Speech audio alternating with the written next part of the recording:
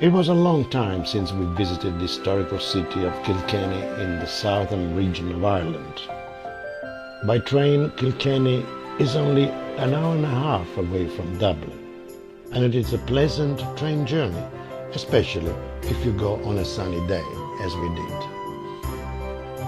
Kilkenny figures high on many an itinerary to Ireland, and for good reason. It's a fairly compact showplace with easily enjoyed heritage, a castle, interesting shops, a wide range of restaurants, lots of pubs, and many inviting places to stay. You can cover pretty much everything on foot in a couple of hours, but sampling many of the lights will take much longer. There is an elegance and vibrancy that give the town a timeless appeal. Much of Kilkenny's architectural charm owes a huge debt to the Middle Ages, when the city was a seat of political power. A time has not passed the city by. Kilkenny remains a cultural centre renowned for its devotion to the arts.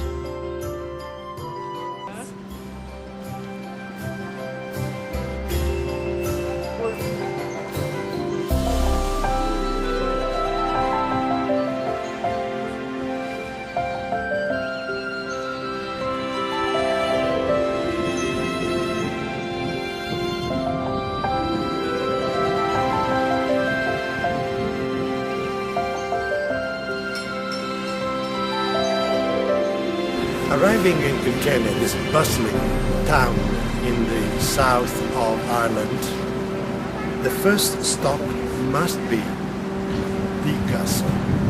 This fantastic 12th century castle, which was originally built by the Strongbows and then continued by the Marshals.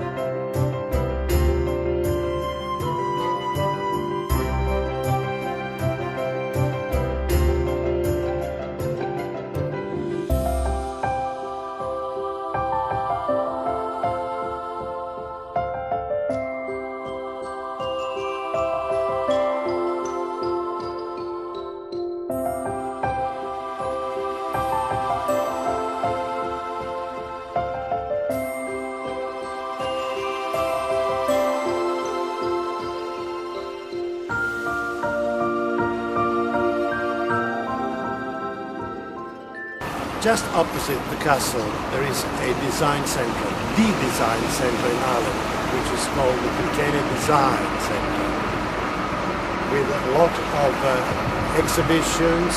And inside, in fact, there is a yard called the Castle Yard, with all the studios where all the best design in Ireland are exhibited.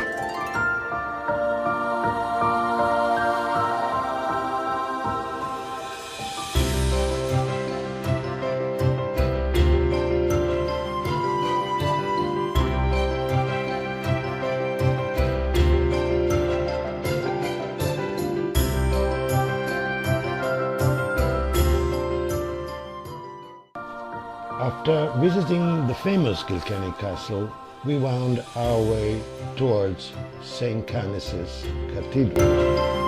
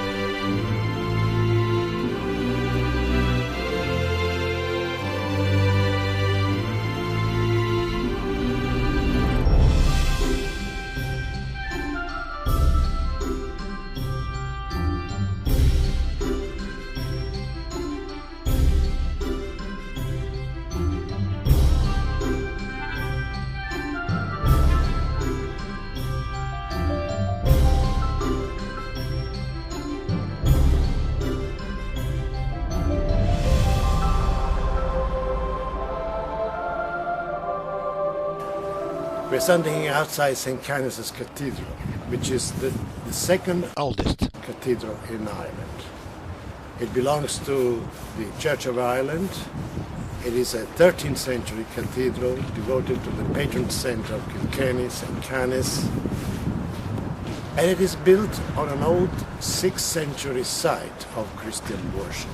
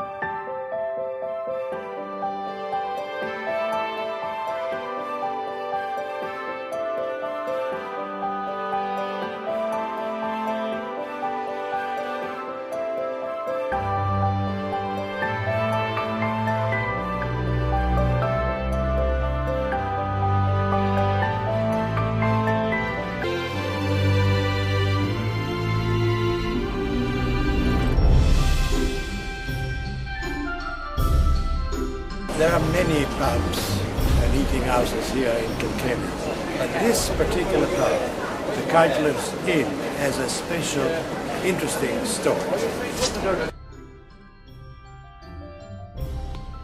The story of this pub, which was opened in 1302, is tied to the story of a lady called Alice Keitler, who went through 4 husbands, and she was accused of poisoning them all, to the point that she was considered a witch.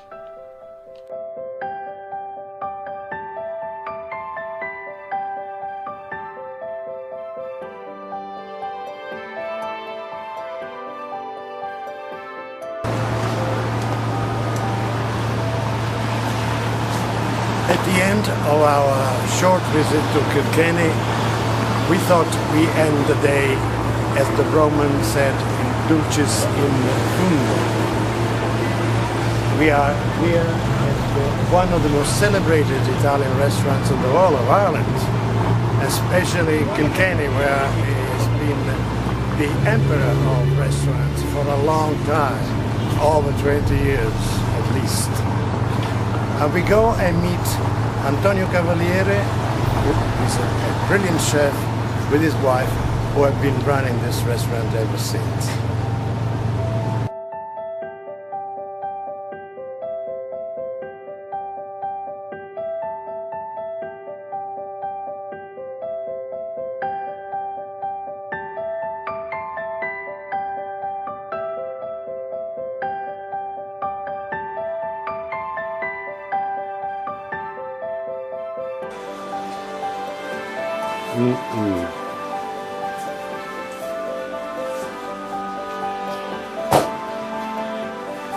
Now, Antonio, you've been in Ireland how many years now? Many years, 45. 45. And you've been running this wonderful restaurant for how many years? 23. 23 years. So it started in 1989. 1989. No regrets, I suppose. No, I haven't. Because you are still, as I said in my introduction, the emperor of Italian restaurants in Ireland and in Kilkenny. Thank you. Okay, well, I mean, I'm delighted. And you have been aided by your lovely wife, Marion. The woman behind the man. The woman behind the man. No, there's no doubt about it. There is always a great woman behind a great man. Right. Now, tell me, this restaurant now is called Rinuccini. Rinuccini is a very important name in the history of Kilkenny, because Rinuccini in 16-something, in the 17th century, came here as an apostolic nuncio. He did. And he was at the time when the Catholic Empire was ruling, shall we say. And so you have a restaurant with a name like that. Has it been very profitable for you for that? It's been very good to us. Yes. The name and the restaurant. And the restaurant.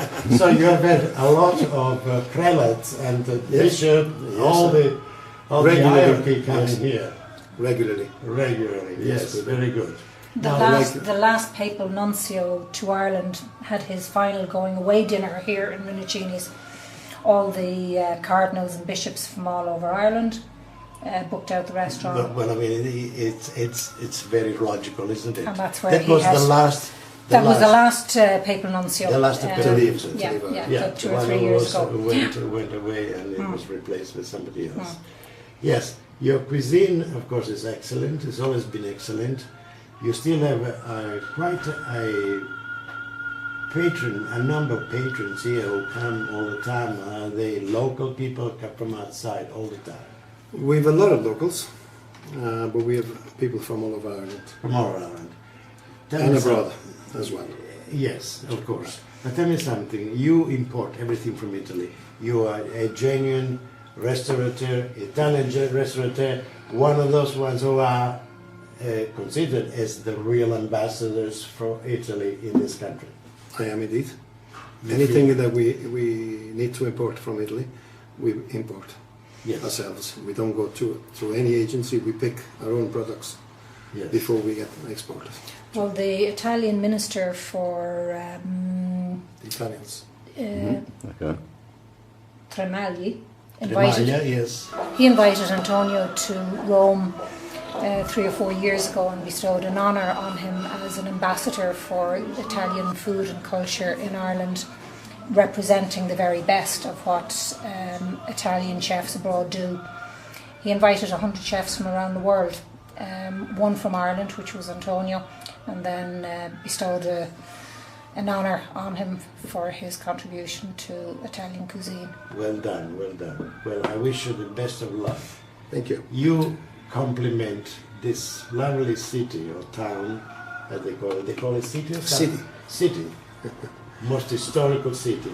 And you have contributed to the most historical contribution from an Italian point of view to this city. Congratulations. Thank you very much. And Mario. Thank you. Thank you.